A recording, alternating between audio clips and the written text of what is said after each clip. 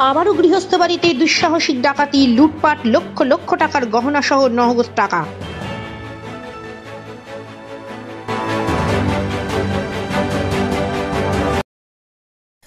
This video is for information and knowledge purpose only.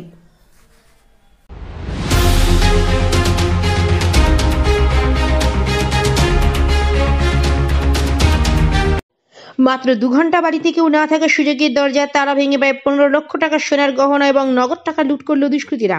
ঘটনায় সর্বশান্ত গোটা পরিবার। নদিয়ার শান্তিপুর ঢাকাপাড়া 1 নম্বর রামগোপাল লেন স্ট্রিট এলাকার ঘটনা। বাড়ির গৃহবধূ শর্মিষ্ঠা সূত্রধরের দাবি, তিনি বিভিন্ন জায়গায় গীতা ভাগবত পাঠ করতে যান। ঠিক তেমনি এদিন সন্ধ্যায় পাশের পাড়ায় ভাগবত পাঠ করতে গিয়েছিলেন। বাড়িতে এসে দেখেন ঘরের দরজার তালা ভাঙা। ভেতরে ঢুকতেই চক্ষু চড়ক গাছ হয়ে যায় তার। আলমারির লকারে ছিল প্রায় 15 লক্ষ টাকার সোনার গহনা এবং একটি লোন নিয়ে 75,000 টাকা সেই লকারে রাখা ছিল। দুষ্কৃতীরা সমস্ত কিছু লুট করে চম্পট দেয়। বর্তমান পরিস্থিতিতে সর্বশান্ত ওই পরিবার। শান্তিপুর থানার পুলিশকে খবর দিলে পুলিশ বাড়িতে গিয়ে তদন্ত করে, তবে এখনো পর্যন্ত কোনো দুষ্কৃতীকে ধরতে পারেনি পুলিশ।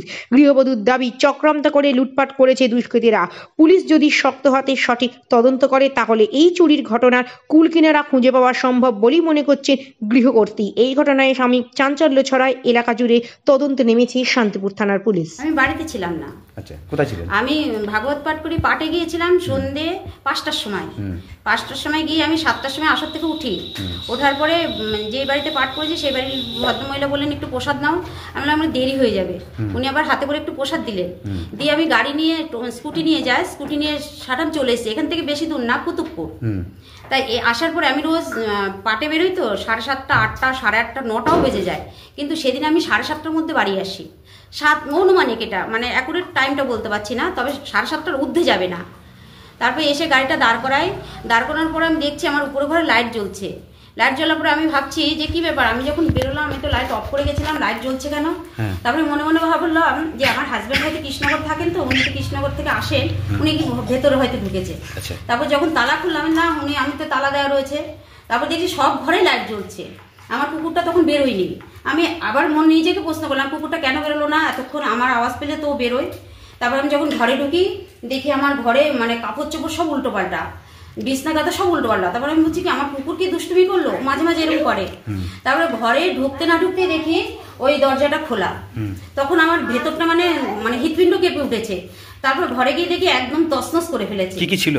আমার 2 মেয়ের বিয়ের নেমন্ত্রণ আছে বাগদেবীপুরে। ওই বিয়েতে ওরা নেমন্ত্রণ করেছে, তাই এরা যখন আসবে আমাকে বলেছে, আমি বললাম এই গয়নাগাটি নিয়ে আসবি, কেন বিয়েতে যাবি, খালি হাতে যাওয়া যাবে না, গয়নাগাটি পরে যেতে হবে। ওর বাবা গিয়েছিলেন, ওর বাবার হাতে গয়নাগাটি দিয়ে পাঠিয়ে দিয়েছে। এবার সেই গয়নাগাটি ছিল মেয়ের 2 জোড়া শাখা বাঁধা, পলা বাঁধানো, সবই সোনার। হ্যাঁ, সবই সোনার। নেকলেস, সোনার চেন, মটন মালা, 4 জোড়া কানের দুল, 4টে আংটি এবং রূপোর জিনিস ছিল 8 থেকে 9 ভরি মতো। আর কিছু? আর ক্যাশ টাকা ছিল 70,000। আমি লোন তুলেছিলাম। সব মিলিয়ে কত টাকা হয়েছে? ধরুন যা সোনা গয়না গেছে তার থেকে 10 থেকে 15 লাখ টাকার মধ্যেই মতো হবে। সবকিছু কি আলমারিতে ছিল?